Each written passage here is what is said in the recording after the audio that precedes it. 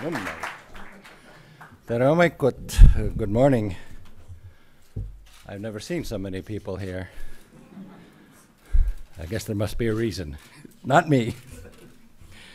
Once again, it's time for Tallinn Music Week, certainly one of the most exciting events in Northern Europe. I have, ever since it was begun by Helen Sildna over there, considered it one of the most interesting musical events in the region, precisely because it fosters new and innovative thinking. It celebrates diversity in musical tastes, in the creativity of artists who want to do something new and different. As those of you who have heard me in previous years at Tallinn Music Week know, I have a fondness for rock and roll and an equally strong fondness for liberty. For me, the two have always gone hand in hand. Yes, you can in fact have liberty without rock, because already 300 years ago, when the Scottish philosopher John Locke laid the groundwork for the relationship between the individual and the state, back then there was no rock and roll. But in the past 60 years, it has often been rock and roll music that has tested the limits of liberty in societies, at least those societies, even in those societies that consider themselves liberal democracies. In other societies, authoritarian, totalitarian, theocratic, or a combination of these, you don't have to be a rocker to be locked up, threatened with prison or even death for saying what you believe. We know this quite well in Estonia, where many people suffered without playing rock, but for speaking the truth. But rockers also suffered. Those of you not from Estonia may find this perhaps odd and difficult to understand, but here, when people wanted to be free, they came together and sang. They sang rock, they sang folk, they sang classical, sometimes they sang religious music. And hard as it may have been to believe back then, it started to work. It worked so well that today, all this singing is called the singing revolution. Because, after all, the basis of our protest was music. But that misses the point, actually, because it's free expression, in our case, music, that allowed people to overcome their fear of repression, the consequences of singing or speaking their mind. Music, like other forms of art, does that.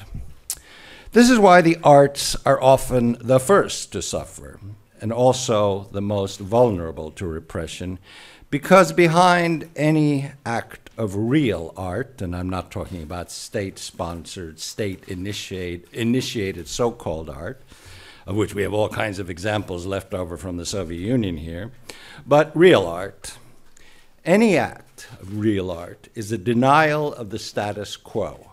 It threatens the status quo, because otherwise it would be just the same boring stuff. But art is art when it does something differently, creates something new, and that always, a priori, by definition, will threaten the status quo.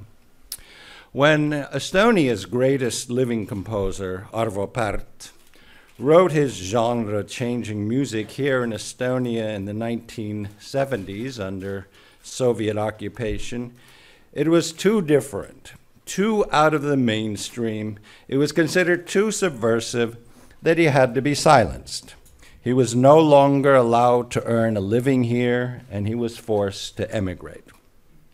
And of course, once he moved to the West and could live in freedom, both spiritual and artistic, he became a legend and has been changing the face of serious music ever since.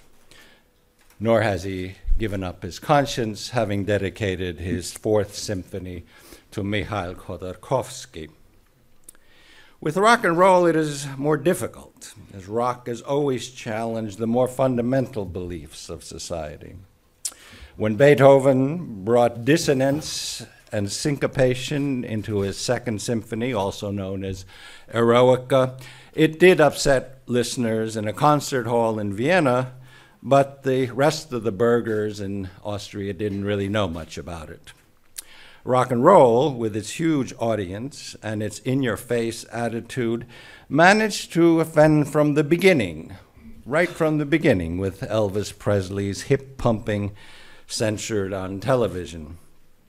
When a little more than 10 years later, John Lennon said the Beatles were more popular than Jesus Christ, rallies were held to burn the Fab Four's records, which showed that when you offend popular sensibilities, people are ready for almost anything, including burning records, which I guess some thought was different from burning books. That, then, is the role played by rock and roll, to offend sensibilities enough to cause people, for social attitudes, for government behavior to change.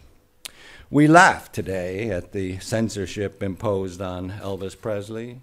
We laugh that John Lennon could have produced such an outcry. And Johnny Rotten of the Sex Pistols today does nostalgia tours for people of my generation. I'm 60. Sensibilities change, which means that we change. Yet this holds true when we are dealing with societies that value the individual and his or her right to free expression. Where today we see more and more of a clash is where different concepts of the rights of the individual come into conflict, where societies wish to impose their own, often collectivist concept of rights on other societies, on other people. I think the first example of this in recent times, or modern times, was the fatwa pronounced against Salman Rushdie, who some 30 years ago playfully retold the legends of his own religion in a novel in an artistic and unorthodox way. But some self-appointed arbiters said they were offended and decided he had to be killed, even though he was living far away in a free, liberal, democratic society that was based on freedom of expression. Fearful his own government, that is to say, Salman Rushdie's own government, as a British subject, tried to distance itself from him. Since that time, we have seen a number of cases where people who say things, make films or draw cartoons or write books that offend some collectivist sensibility have been killed or marked for death because they say things that supposedly offend one or another group. This strikes at the core of the ideas of the Western Enlightenment, the same Enlightenment whose science and art has enabled us to transcend pre-industrial primitiveness and allows us to produce amplifiers and microphones and records and CDs, videos and YouTube, all of which underlie rock and roll. Others can copy those things, but they can't create it. They can only be created in a tradition that values the role of the individual, because in order to create, you need to innovate, do things differently from the group, differently from the collective. Before the Enlightenment, we believed that the sun circled the earth, and people who said otherwise were tortured or burnt at the stake.